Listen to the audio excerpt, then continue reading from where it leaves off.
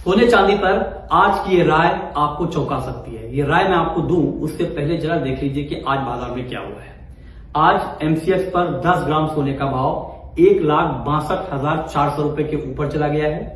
चांदी का भाव आज एमसीएक्स पर 3,80,000 के पार चला गया है।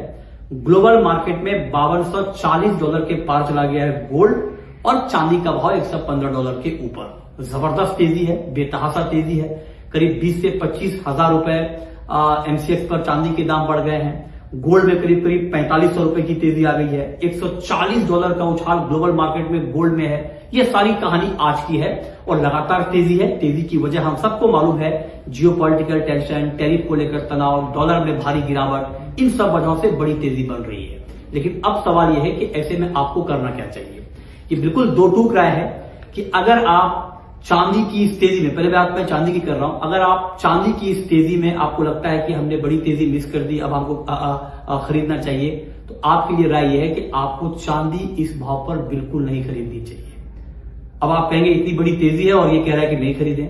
ये राय इसलिए आपके लिए क्योंकि चांदी में जिस तरह की तेजी आई है, फंडामेंटल अपनी जगह है, लेकिन ये तेजी एक पैनिक वाली तेजी है और इस पैनिक वाली तेजी में फंडामेंटली मार्केट जस्टिफाइड नहीं है। चांदी का ये फेयर प्राइस नहीं है। बहुत सारे एक्सपर्ट कह रहे हैं कि 80 से $90 के आसपास का प्राइस ही फेयर प्राइस है।